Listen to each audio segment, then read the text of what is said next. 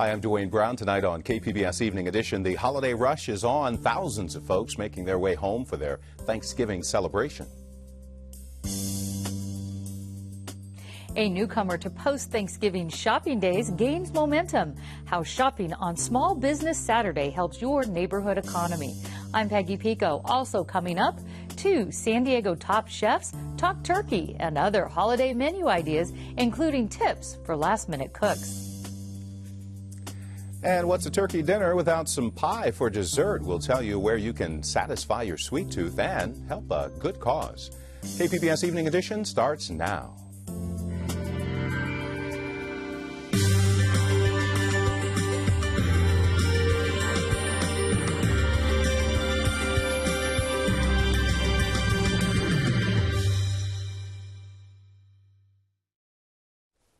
Hi, good evening. Thanks for joining us. Not even a broken water main near the airport could stop the holiday hustle and bustle in San Diego. The break created a sinkhole tying up traffic on North Harbor Drive, but Thanksgiving travelers got through it. And through the long lines at security, 40,000 people are expected to pass through Lindbergh Field this weekend, but some of them have to hurry up and wait because of stormy weather back east. We have a look at the holiday rush from Tracy Brown of the Associated Press. Taking deep breaths, travelers across the country took the plunge. They hit the roads, airways and rails, joining 43 million Americans making the holiday trek for Thanksgiving. Bands of ice, sleet and rain were upending some holiday travel plans, adding to worries, a wintry storm hitting the eastern seaboard. Yes, we had a lot of concerns. My wife was considering leaving yesterday to avoid the problems, but we weren't able to get on flights. We are going to Puerto Rico. Because it's Thanksgiving, the day before. It's always mayhem. So far, the storms barreling over the mid-Atlantic and the Northeast have not sent flight delays or cancellations, rippling out to other parts of the nation. I was expecting the airport to be a lot busier right now, but it was hard to get a ride here was the one issue, but for the most part, things have worked out. As of early Wednesday, more than 230 flights to, from or within the U.S. had been cancelled. Most of the scrapped flights were in or out of Newark, Philadelphia and LaGuardia airports. But with forecasters saying the storm will start to loosen its grip as the day wears on, there were glimmers of hope. I was a little nervous when they said it was going to snow because I know that snow and ice don't do good things for train tracks. But thus far it seems to be going okay. So we've arrived about 2 hours early and then our flight got pushed back an hour and a half. So we have some time to hang out. Travel experts suggested airline passengers might be able to have penalty fees waived if they wanted to change their bookings because of the weather. About 39 million are expected on the roads, and even bus travelers are not immune to travel worries. I guess I was a little bit nervous about it, but it kind of seems nice now, and even if it was busy, I'm not super worried. As most of the country was spared by bad weather, many travelers were preoccupied by nothing more than whether they'd make their tight connection. Tracy Brown, Associated Press. Thanksgiving will be even harder than usual for low-income San Diegans because of this month's cut in food stamp benefits. KPBS reporter Susan Murphy tells us some local charities are expecting more families to show up. A typical Thanksgiving meal will cost the average family nearly $50 this year, far beyond reach for the 500,000 people in San Diego County who struggle every day to put food on the table. 270,000 of those depend on food stamps for meals, but the federal food benefits were cut this month by $36 per month for a family of 4. Coming to a meal like this is for free is really helping out a lot of those families that just can't afford to put together a real Thanksgiving. Herb Johnson is president and CEO of the San Diego Rescue Mission. It's one of several charities in San Diego serving a Thanksgiving feast to people in need.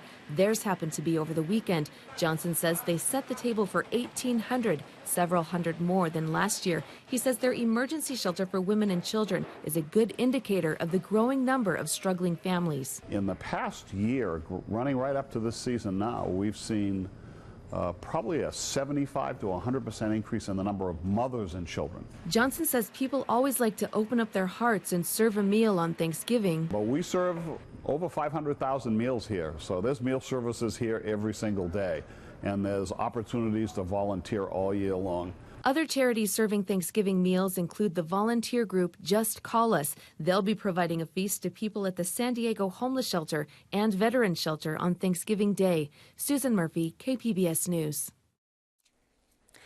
Grocery shopping could get pricier for military families. The Pentagon's asking for a plan to close down commissaries in the U.S. Officials say all cost-cutting efforts need to be on the table to deal with sequestration. But asking for a plan doesn't mean commissaries will be closed. Congress and the White House would have to approve it. But President Obama has already spoken out against closing commissaries. We have more about the debate at our HomePost blog at homepost.kpbs.org. Organizers of a project to help San Diego's homeless are short on volunteers. They need 600 people to pull off the annual Project Homeless Connect, but have signed up only half as many people. The event takes place a week from today at Golden Hall downtown. More than 1,100 people were served at the last event in January. It's a one-stop shop for food, clothing, and services for men, women, and children. San Diego Housing Commission says it needs donations as well as volunteers, and especially clothing for men. Now, Mama's Kitchen has been delivering free meals to AIDS and cancer patients in San Diego for more than 20 years. If you're still looking for dessert and a way to make a difference, their annual Pie in the Sky bake sale is open on Thanksgiving morning. Nourishing the heart one meal at a time is the motto at Mama's Kitchen in City Heights, where volunteers are putting food into grocery bags to deliver to more than 300 people a day who aren't physically able to cook or prepare nutritious meals for themselves. Chef Ann Garger. We are a meal provider for people with AIDS and cancer, and we provide 3 meals a day, 7 days a week. Mama's started serving AIDS patients who were dying from malnutrition in 1990. The pantry was added a couple of years ago for people who can pick up their own meals and for children of patients who need a healthy taste of home cooking. Their Thanksgiving goal? To sell 5,000 pies donated from various bakeries around town.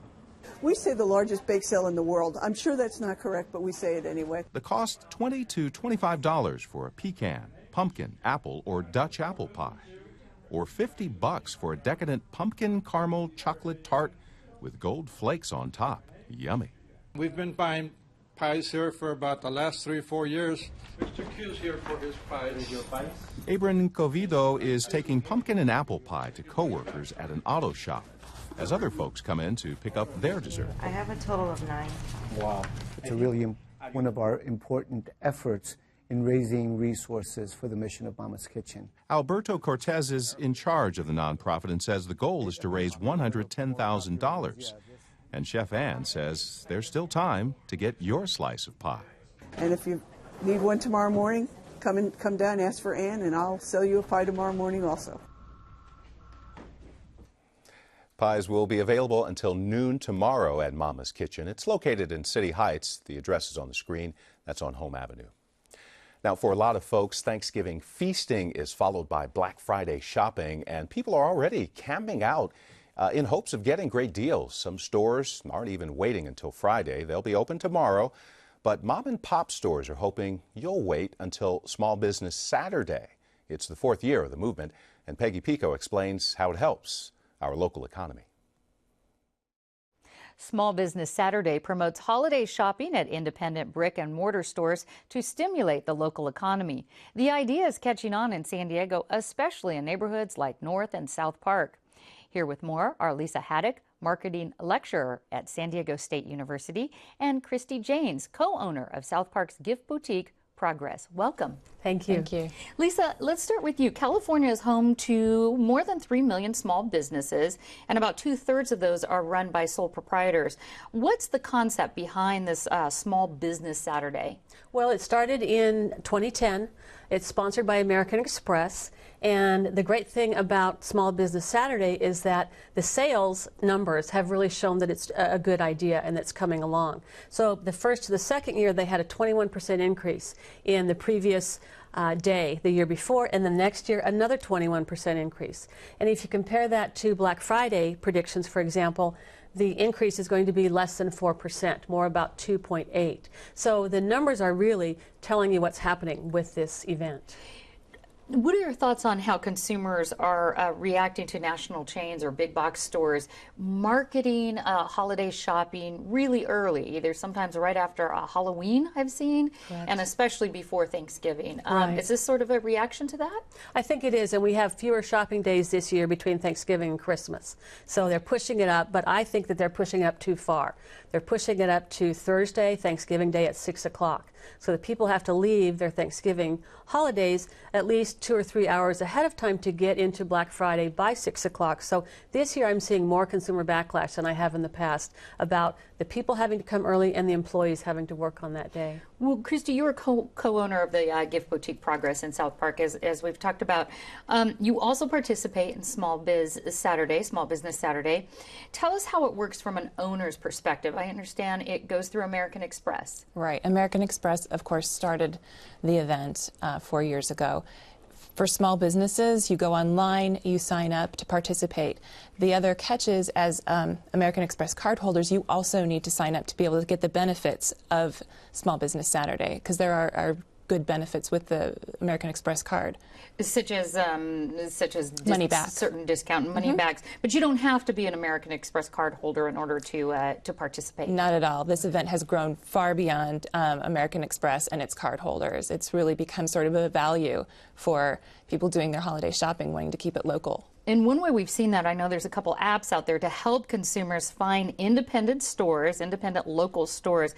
And I want to show one here. It's this one called Look Local. It's by Apple. And there are these mobile apps where there's little pens and you can click on them and it tells you, about the business and where they're located. So that's helpful. So how important to you, Christy, are things like holiday shopping, these apps that push it toward you and Saturday business as far as your overall success as a small business owner? I think everything helps. Every little bit helps when you're a small business. 5 customers is a big deal to a small business. Oh, big box stores go for thousands. But all of these little apps and little arrows pointing to small businesses certainly helps. And there's a lot of word of mouth going on, too. A lot of people are sharing with their friends where to go. Okay, well, I know there's a group that's promoting this 350 project. They're a national group that promotes shopping at locally owned stores. And they had some interesting information. They said that for every $100 spent at a local independent store, $68 returns to the community through taxes, payroll, and other expenditures. But if you spend that same $100 in a national chain, only $43 stays here. And if you buy online, none of the money comes home. So my question for you, Lisa, is how influential is this kind of information to consumers when they're holiday shopping, or are they just looking for a bargain and this really isn't going to weigh in too much? No, I think consumers are looking for something more in holiday shopping. They're not necessarily looking for the cheapest price. Certainly that's important to the big box stores, but not to these small business stores. So they want quality, they want variety, they want flexibility in these small businesses, and they know that the money stays in the community. So it goes beyond just price. It goes beyond creating a stronger community. People will buy American. We know the saying, think global and act local, and people are really supportive of that. Okay, and Christy, what type of incentives do you specifically as a small shop owner offer to holiday shoppers to sort of counter that Cyber Monday or Black Friday? We don't have any doorbuster deals. We don't do any sort of crazy stunts to bring customers in. We stay consistent. Every year we bring more and more gifts in. We have interesting things for people to choose that they wouldn't find anywhere else. And that's the incentive. It's the experience. It's the absolute. Okay. Well, Christy Janes and Lisa Haddock, thank you so much. Thank you. Glad to be here. Thank you very much.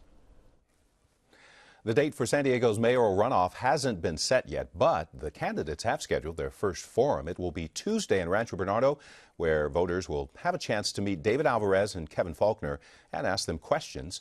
You can find the details and all of our coverage of the mayor's race at kpbs.org/election.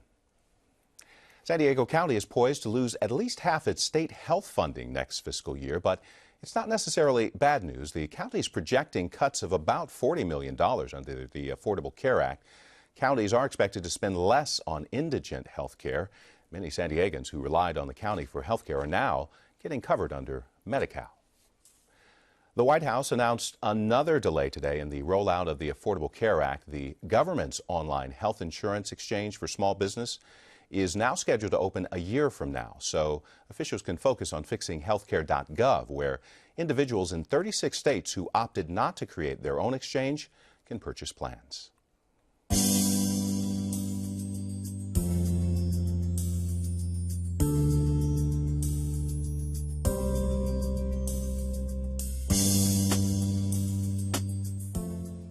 There's a settlement tonight in an animal abuse case connected to a nationwide beef recall. The money goes to the federal government and the Humane Society.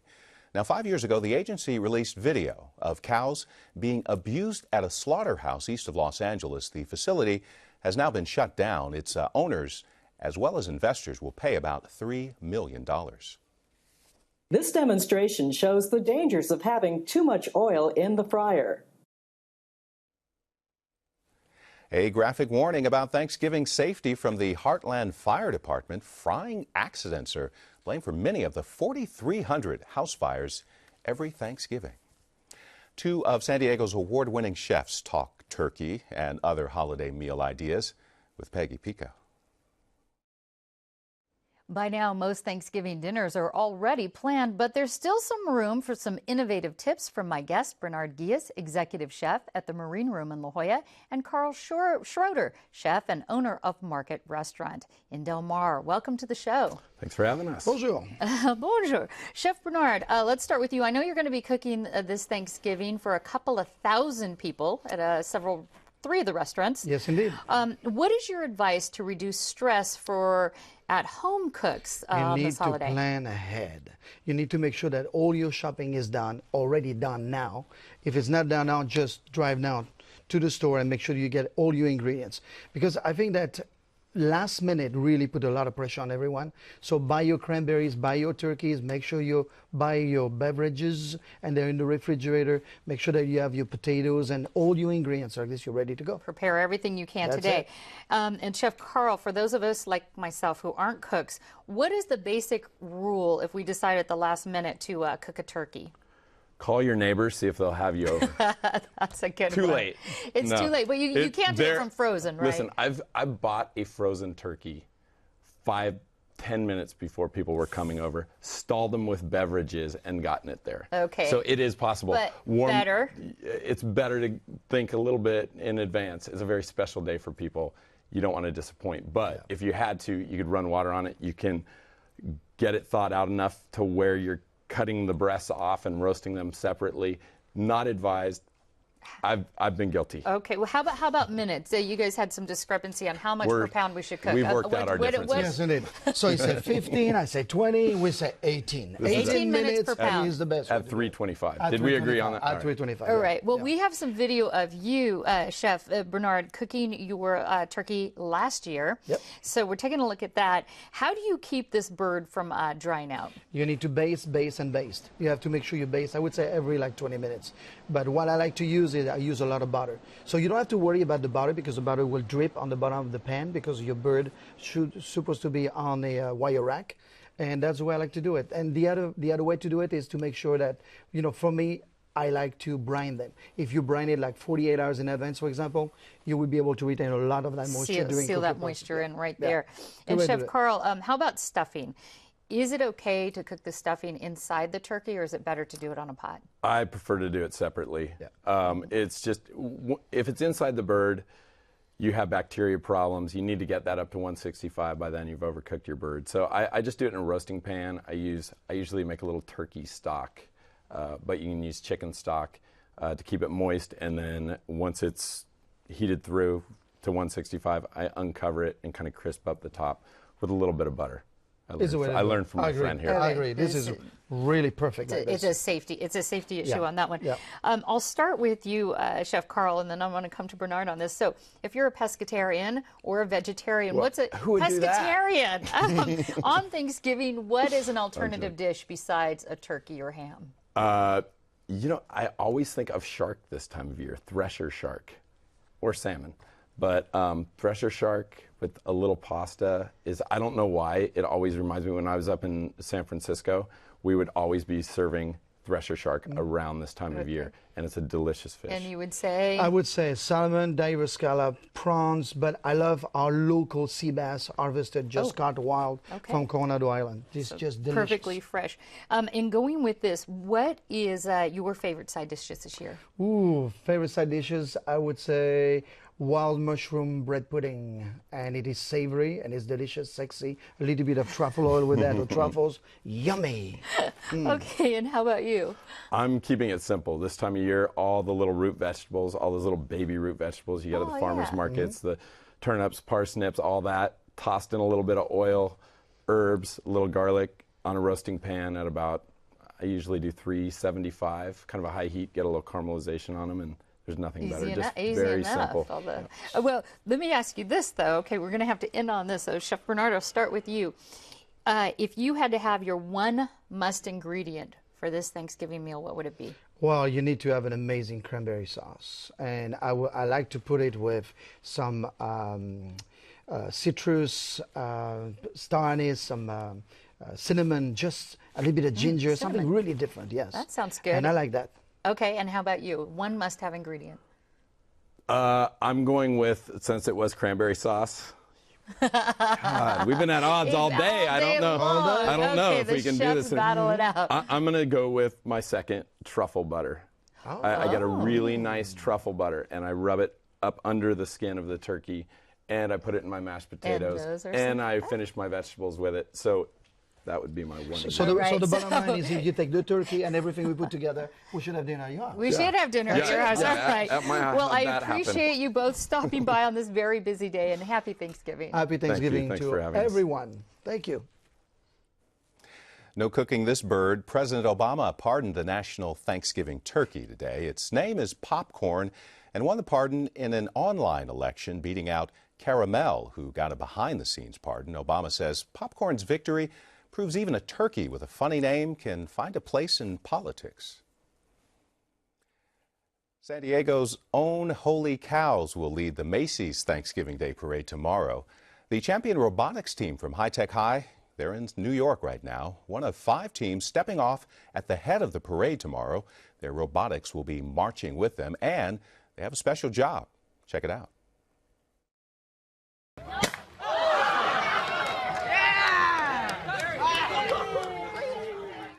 The robot has a built-in confetti launcher. Of course, that confetti might actually get blown around quite a bit tomorrow. There's a possibility of some high winds in New York tomorrow. Thanksgiving showers around here looking less likely. The coast will be cloudy, though, the next few days. Temperatures in the 60s. Similar weather in the inland valleys. Some sunshine beginning on Saturday. Cooler weather in the mountain areas. Temperatures in the 50s, but with some sun. And in the desert, cloudy with temperatures mostly in the low 70s. And an update tonight, producers of a controversial show on artist Frida Kahlo have made some changes. We told you about this earlier this week. About the show at Liberty Station, all the paintings are replicas, but some art experts say the producers didn't make that clear. Now the producers say they've added copy indicating the paintings are replicas. It's posted at the exhibit entrance, included in its catalog and print ads. StoryCorps examines what really matters in life in the form of honest questions and answers between 2 people who matter to each other. More than 100,000 people have recorded these conversations in the past decade. It's the largest single collection of human voices ever gathered. Tomorrow night, KPBS will air the first StoryCorps animated special, Listening is an Act of Love. Here's a sample.